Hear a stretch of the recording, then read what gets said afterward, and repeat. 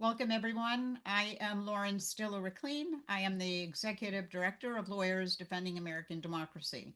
And we are delighted to have you all here today to kick off this webinar series.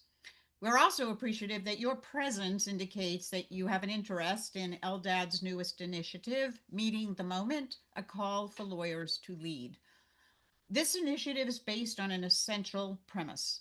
There is an urgent need for every American to understand the fundamental importance of democracy and the rule of law in their own lives. As we see every day, this is not an easy task to accomplish, particularly in the face of rampant disinformation and widespread distrust in the media and other institutions. But we believe that lawyers are trusted voices in their communities, trained to understand and communicate about democracy and the rule of law as essential values to protect. Through this project, LDAD, in collaboration with state leads and volunteers, will develop messaging and material that lawyers across the country can bring to their communities, their networks, and beyond, engaging in the important work of widespread outreach. Together, we will develop and promote key messages to respond to fast-paced news cycles filled with disinformation that undermine constitutional values. We will engage in rapid response to attacks on the legal profession, the justice system, and the rule of law, as well as engage in day-to-day efforts to build an understanding of why none of us can be bystanders to the dismantling of our government, our educational institutions, our civil society organizations, and indeed our profession. And we will do this within our role as a nonpartisan, nonprofit organization and in accordance with all of the requirements of that important designation.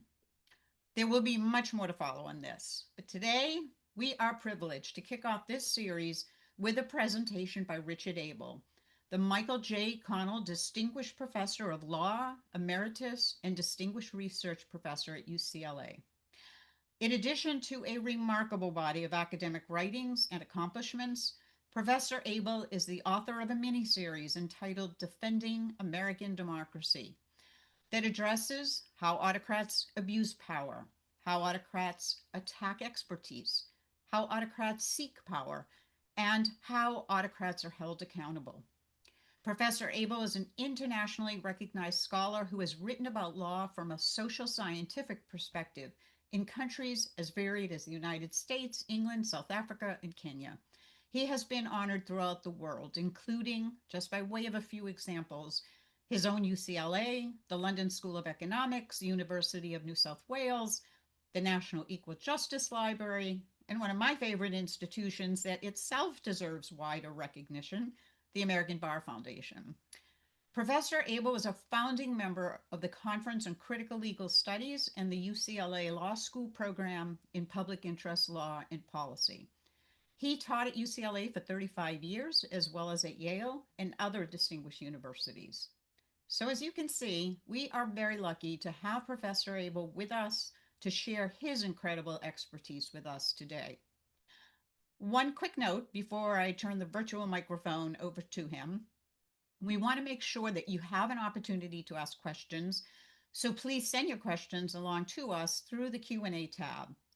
Also, we will be recording his presentation, but the Q&A portion will not be shared publicly after the webinar. So thank you, Professor Abel, and the floor is now yours. Thank you, Lauren. And my special thanks to all of you who are participating in the webinar. Your time is scarce. You have many other demands on it, and I appreciate it as a demonstration of your strong sense of fidelity to the rule of law and to LDAD's efforts to defend American democracy. As Lauren mentioned, I've written 5 books. If you have an interest in them, you can find them on the Routledge website. They're my publishers, or on Amazon.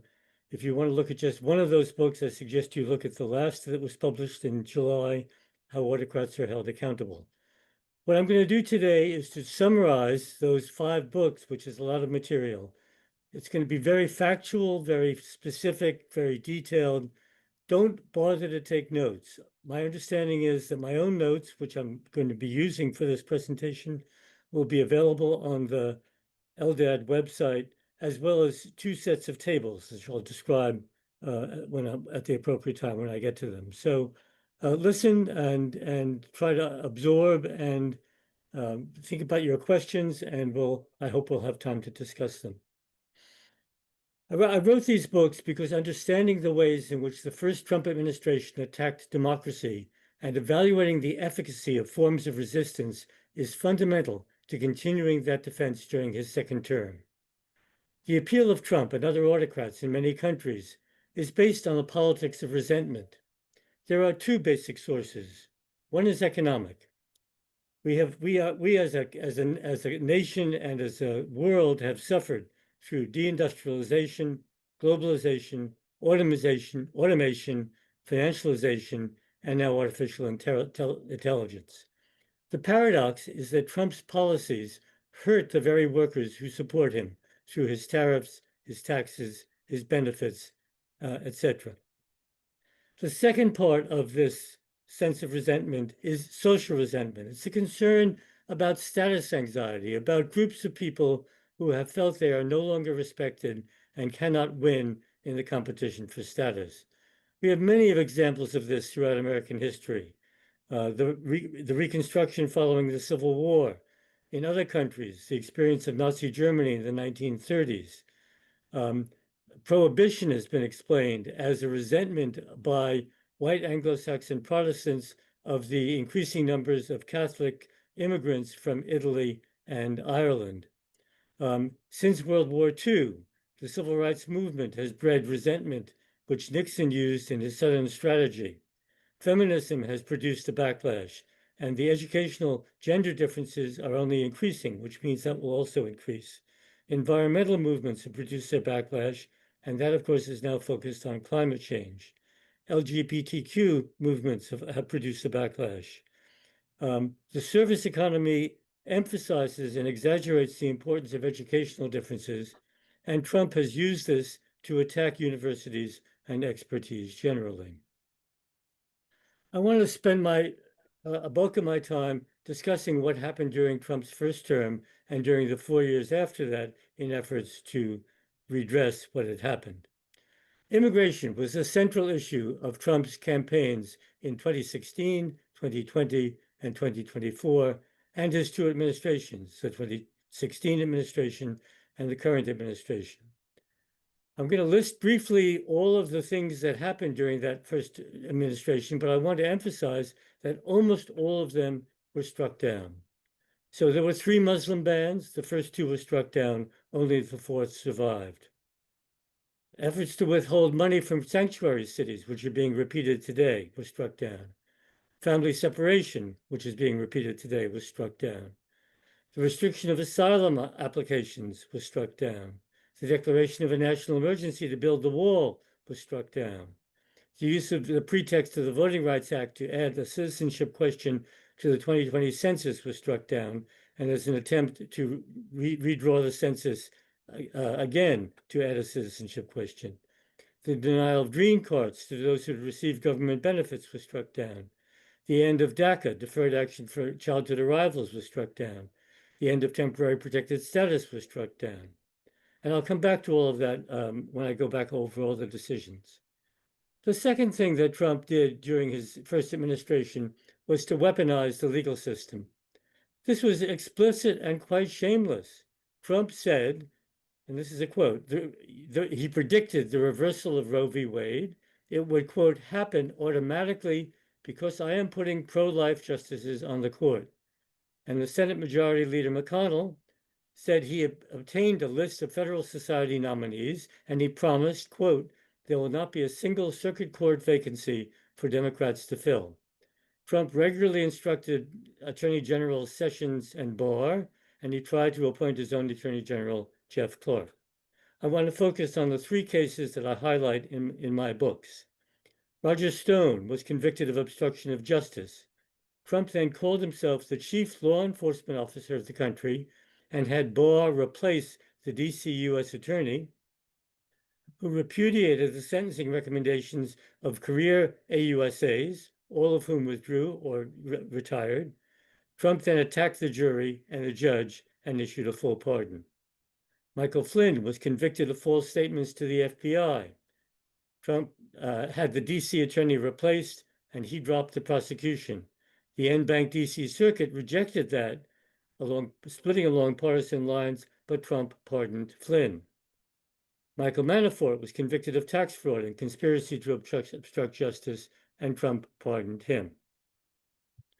Elections, of course, were the main battleground during this period.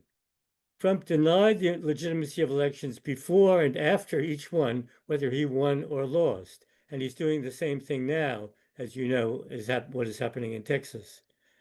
The challenges before the 2020 election and efforts to suppress voting were rejected. Challenges after the election, however, which were clearly illegitimate, were also rejected, and in this case, by all but one of the judges. Other efforts to overturn the 2020 results, such as pressure on the Georgia legislatures, support for Proud Boys in the District of Columbia, the attempt to make Clark the Attorney General, the summons to the wild demonstration in DC, his encouragement of the march on the Capitol in his speech on January 6th, and his behavior during the insurrection, which he simply watched on TV. Nevertheless, despite all of this, as you know, Congress certified the vote. Trump attacked expertise, and I discussed this in my book on expertise concerned with the pandemic. Nevertheless, the federal courts sided with science in the vast majority of cases. Now we are seeing a replay of all of that with RFK as Secretary of Health and Human Services in his attack on vaccines, and Trump and his administration has continued the attack on expertise in climate change, on the Federal Reserve Bank, in the intelligence about the Iran bombing, on Labor Department statistics, on tariffs, on inflation, on weather forecasting, and on attacks on universities. I now want to turn to what I think is equally important, which are the efforts to hold Trump accountable during the 4 years after his first administration. Immediately afterwards, there was an attempt to invoke the 25th Amendment, which went nowhere. There was a second impeachment. Congress, the House of Representatives, voted the impeachment, but Republicans predictably defeated it. Republicans also blocked the bipartisan commission on January 6th. They tried to pack the select committee. Witnesses refused to testify. 2 of them went to jail. Nevertheless, the committee held dramatic televised hearings. They exposed the efforts to suborn witnesses, and they produced a long, very eloquent written report, but the audience for that was very small. In the aftermath, there was widespread condemnation in civil society of January 6th, first by religious leaders and then by some business leaders who quickly reversed themselves for fear of angering Republicans and a future Trump administration. The prosecutions of the January 6th insurrectionists were the largest criminal prosecution in American history, more than 1,600 cases. The 1,200 cases that reached the conclusion, all but 2 were convicted. Judges across party lines were highly censorious of the behavior of the insurrectionists. And although there was downward departure from sentencing guidelines, there was no partisan divide among the judges in the DC district who handled those cases. You're familiar with the number of the civil actions that were brought against Trump. E. Jean Carroll brought 2 lawsuits and won both of them, a $5 million judgment and an $83 million judgment. Those have been repeatedly appealed, and every appeal has been rejected. There have been a number of defamation cases against those who spread the lies of the Trump administration. Sandy Hook families recovered a judgment of $1.5 billion against Alex Jones, whose assets are being distributed as we speak. Dominion Voting Systems won $800 million from Fox News. Smartmatic defeated OANN and Newsmax. Newsmax has recently settled with Dominion for another $67 million. Ruby Freeman and Shay Morse, who counted election results in Atlanta, Georgia, won a judgment of $148 million against Rudy Giuliani. Trump's own efforts to weaponize the legal system aggressively all failed. He sued CNN about the Zelensky phone call. He sued the New York Times twice. He sued the Washington Post twice. He sued Christopher Steele. And in all of these cases, he lost. His lawyers were sanctioned or ordered to pay hundreds of thousands of dollars, and there were judgments against Trump as well. There was also, of course, the New York State civil fraud case against Trump, in which Judge Engoron imposed fines and sanctions against the lawyers. Trump attacked him and Attorney General Letitia James, but Engoron found him liable and imposed a judgment of nearly $500 million. And I'm about to get to a point that I really want to emphasize, which is this. The appellate division in the last hour, the New York State the appellate division in the last hour upheld that judgment, but found that the penalty violated the Eighth Amendment and presumably will remand for a new trial on damages. But there can be an appeal to the Court of Appeals. I emphasize this first because the situation is changing day by day, hour by hour, and because the media got it wrong. The first headline I read said the appellate division overturned the judgment. They did not do that. They strongly affirmed the judgment. I don't know enough about Eighth Amendment law in New York, federal amendment law, and how it's been interpreted. We will see the outcome of that. But it shows the importance of the role of you, the lawyers, in clarifying what happens, because the media gets it wrong often. Okay, there were also prosecutions of Trump in both state courts and federal court. In the New York State courts, Manhattan District Attorney Bragg won a conviction for falsifying business records of hush money payments, but Judge Merchan at the end of the day imposed no jail time. The Fulton County DA, Fani Willis, proceeded with an election interference case, obtained guilty pleas from 3 lawyers, Powell, Cheeseborough, and Ellis. But the trial was interrupted by Willis's affair with her prosecutor and by the immunity decision. And finally, the federal prosecutions of Trump.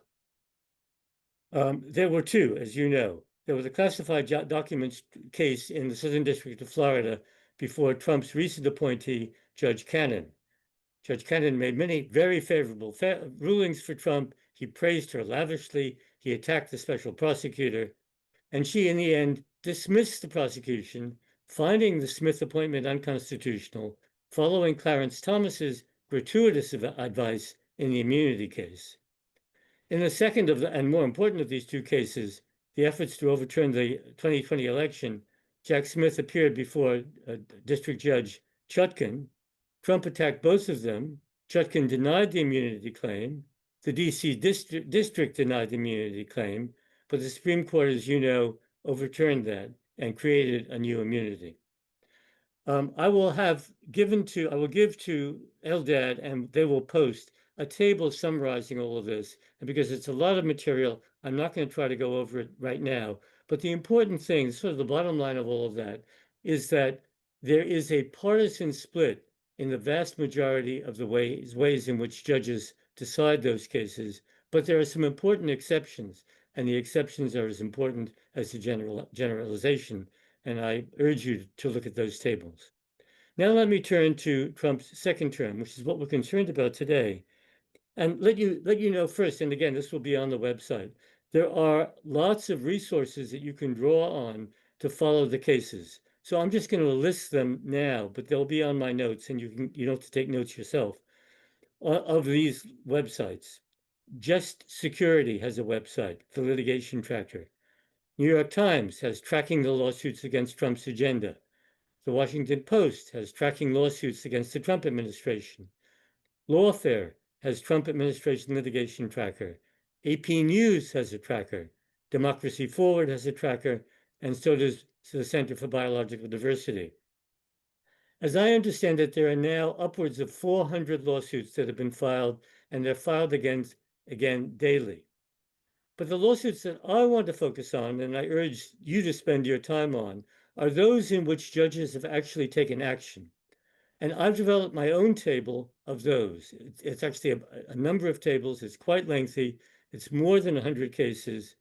It's incomplete, and I'm going to keep updating it, but it gives you the material that you can use to look at what's going on in your districts, in your states, in your areas of expertise. It's going to be electronically searchable by judge, by subject matter, and by outcome. Okay, here's a brief overview of what has been happening in the last 6 months.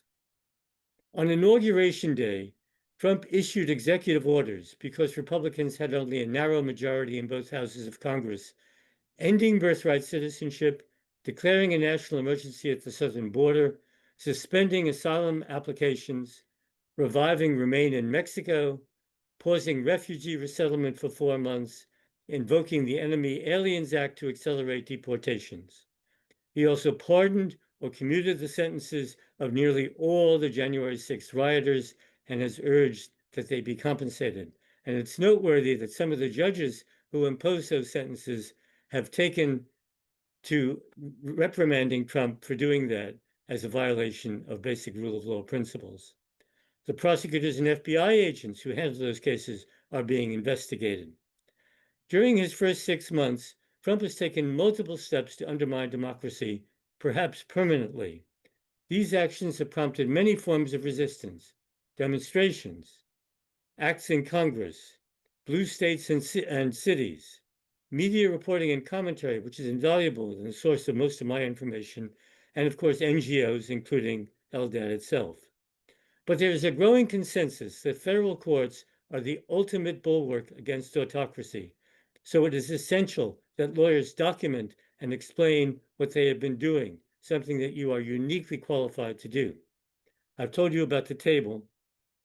And now I'm going to go through the categories in which I put them. Again, this is very summary, rather superficial, but it will give you a sense of what's there. And I hope convince you that it's worth looking at the table and trying to use it as a resource as you explain to your own constituencies what is actually happening in the courts. Immigration, once again, is the core of Trump's campaign. 4 district courts have found his executive order ending birthright citizenship unconstitutional. The DC Circuit affirmed that with a dissent by a Trump appointee. And of course, that has gone up to the Supreme Court in an interlocutory matter, which is held on that interlocutory appeal that district judges can no longer issue nationwide injunctions.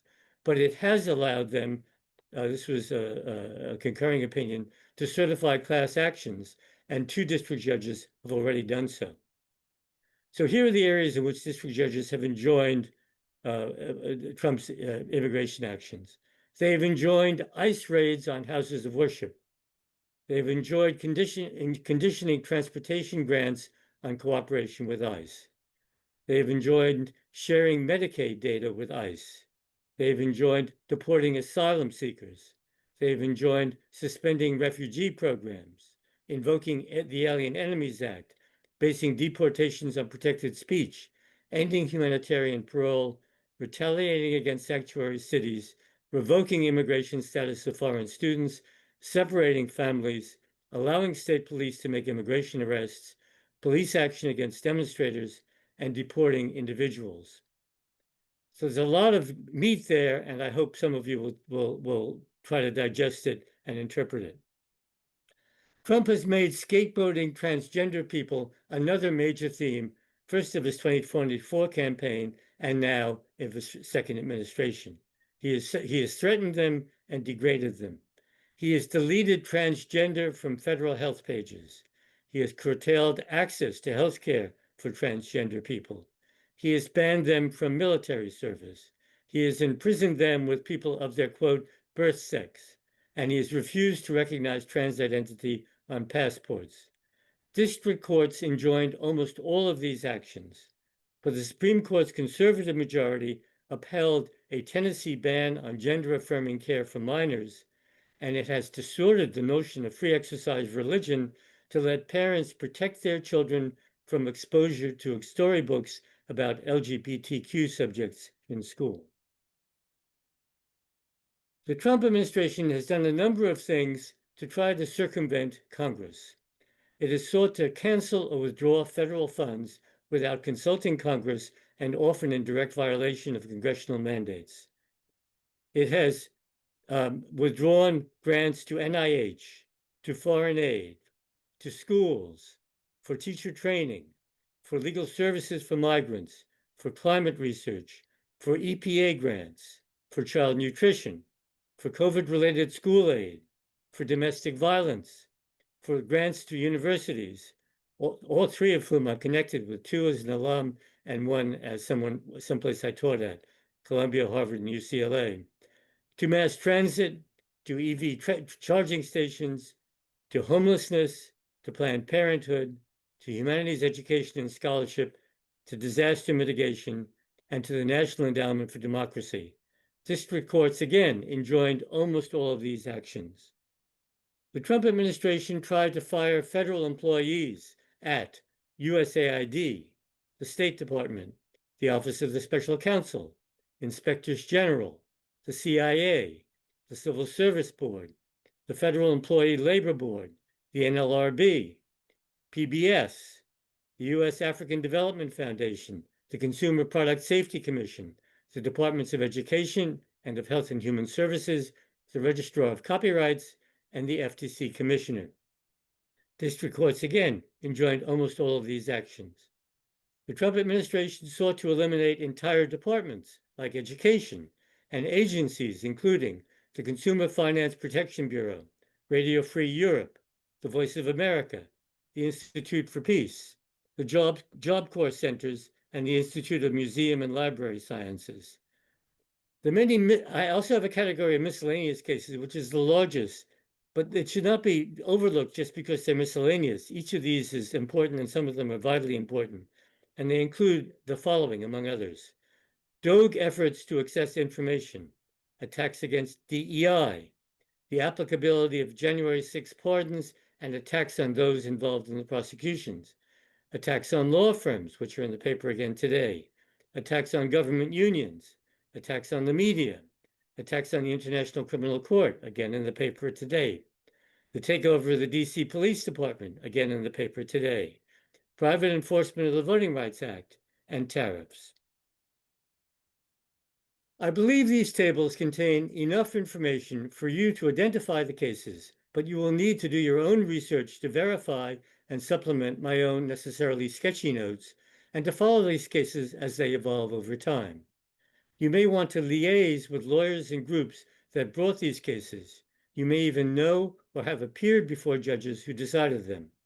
You may choose to focus on courts within your district or state, or on subject matters where you possess expertise. You can, and I think should, emphasize the victories and the strong language in which judges have condemned the administration's actions.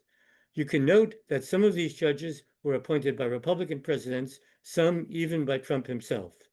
You may want to contrast that behavior with what I document in my books, which is the highly partisan responses to judges to Trump's actions in his first term. And you will see that in the tables that will be posted on the LDAD website. You may want to identify outliers, judges who consistently uphold the administration's actions. I think it is essential to explain to lay audiences that many decisions denying relief are merely interlocutory appeals, which turn on technical issues of when and whether a TRO or a preliminary injunction should issue, whether the particular plaintiffs have standing or can be substituted, and whether this court has jurisdiction or another is better suited. Those decisions postpone the substantive issues to a later date, and none of them has been decided by the highest court. To correct misunderstandings and counteract feelings of despair, it is important to emphasize that the administration has lost almost all of these cases as it did during Trump's first term. That's my message to you. We have almost half an hour, I think, and I'm happy to return it to Lauren to conduct the Q&A, and I look forward to your questions.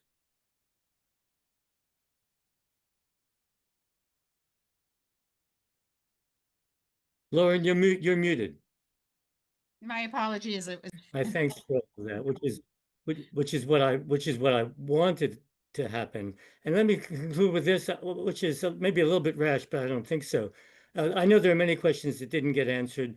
I would invite you to email me, and I will try to answer them. I probably won't answer the ones about communications, but about some of the others, or give you referrals. And my email is easy to remember. It's my name, Abel, at law.ucla.edu. So please feel free to do that, and I will try over the next few days to answer you. Thank you so much. And thank you really so much, as the last comment noted, for making us all a lot smarter today, and helping to inspire us in the work that we're doing. And I will close by just saying that as we implement this initiative, we really do look forward to working creatively with all of you, and to restore the fundamental values of our founding documents, and then ensure that those values apply to the benefit of everyone in this country. So lots of work ahead. We're grateful to all of you. Thank you, Arabella. Thank you, Professor Abel. And we look forward to seeing you on August 21st for our next session with Todd Fahey. And Arabella will be in September. You'll get lots of reminders and lots of notices about these both. So thank you all.